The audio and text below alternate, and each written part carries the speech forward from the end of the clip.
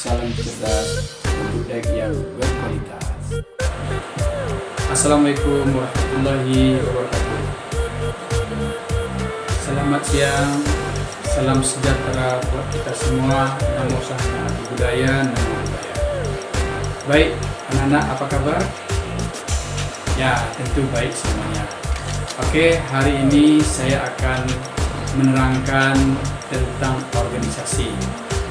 Nah, sebelum saya melanjutkan materi ini, saya ingin bertanya terlebih dahulu, apakah anak semuanya sudah pernah menjadi pengurus organisasi?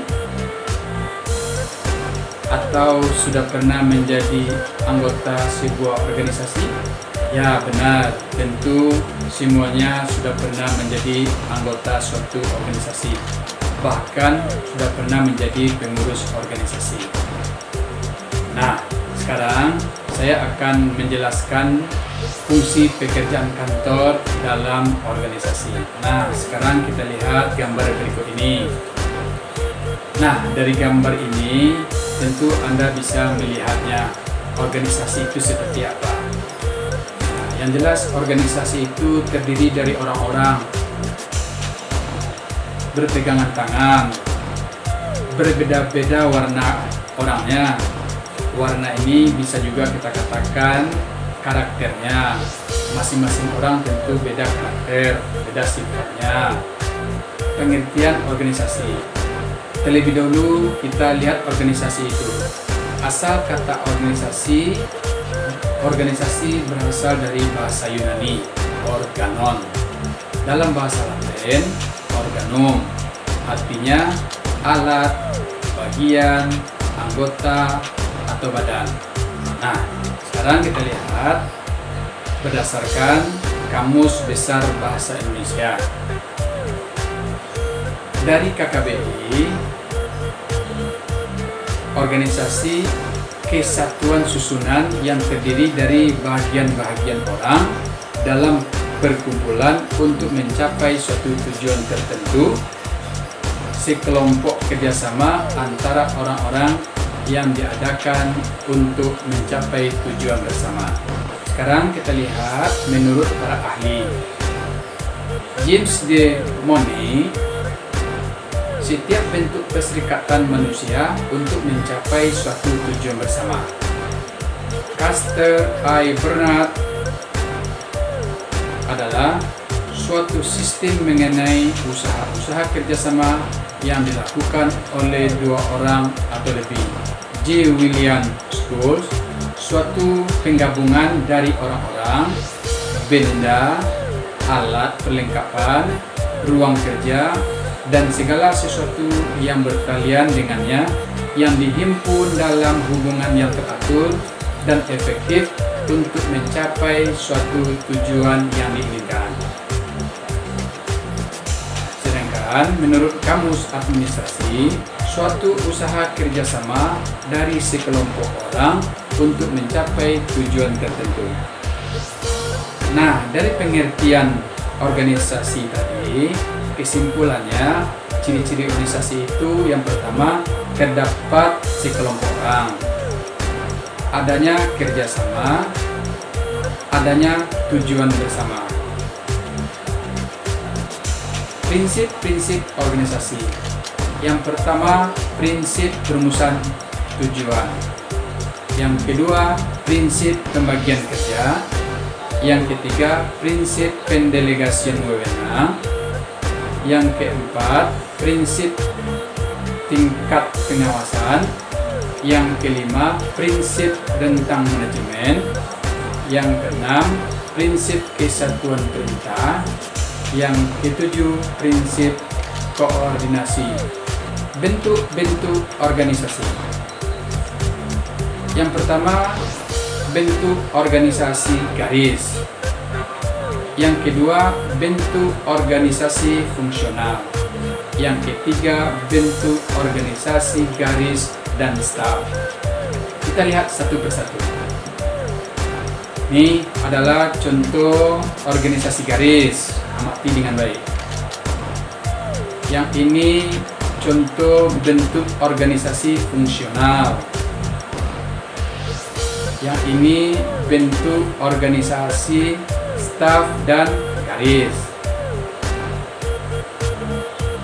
Ciri-ciri organisasi garis. Yang pertama, organisasi dibagi ke dalam unit-unit kerja yang bulat pada tingkat-tingkat jenjang yang diperlukan. Yang kedua, wewenang dari pucuk pimpinan mengalir langsung kepada para pemimpin unit pada tata jenjang organisasi. Yang ketiga, masing-masing unit memegang wewenang dan tanggung jawab penuh. Yang keempat, semua karyawan menerima instruksi dan petunjuk langsung dari pimpinan unit. Sedangkan yang terakhir, yang kelima, lalu lintas wewenang dan tanggung jawab berjalan tegak lurus dan vertikal melalui saluran tunggal. Kita lihat kelebihannya. Yang pertama, kesatuan perintah lebih terjamin karena pimpinan berada pada satu tangan. Yang kedua, proses pengambilan keputusan dapat berjalan lebih cepat. Yang ketiga, rasa kesetiakawanan antar karyawan lebih tinggi karena mereka sudah saling kenal. Kekurangannya, yang pertama, seluruh organisasi sangat bergantung pada satu orang, sehingga jika pimpinan tersebut tidak mampu, maka akan terancam jatuh organisasi tersebut. Yang kedua, pimpinan lebih cenderung otoriter. Yang ketiga, karyawan lebih sulit untuk berkembang. Ciri-ciri organisasi garis dan staf. Yang pertama, pimpinan mengangkat tenaga staf. Yang kedua, unit-unit organisasi disusun menurut garis lurus. Kelebihannya, pertama, memudahkan untuk mengambil keputusan yang tepat karena adanya staf ahli. Yang kedua, sangat cocok digunakan pada organisasi yang besar yang memiliki tugas dan tujuan yang luas. Yang ketiga, lebih mudah untuk menerapkan the right man on the right place, atau orang yang tepat pada posisi tempat yang tepat. Nah, sekarang kita lihat apa kekurangannya. Yang pertama, kesetiakawanan antar karyawan sulit dibina karena luasnya organisasi dan jumlah karyawannya yang lebih banyak. Yang kedua, karyawan tidak saling kenal mengenal. Yang ketiga, koordinasi sulit dilakukan karena kompleksnya susunan organisasi. Sekarang kita lihat ciri-ciri organisasi fungsional.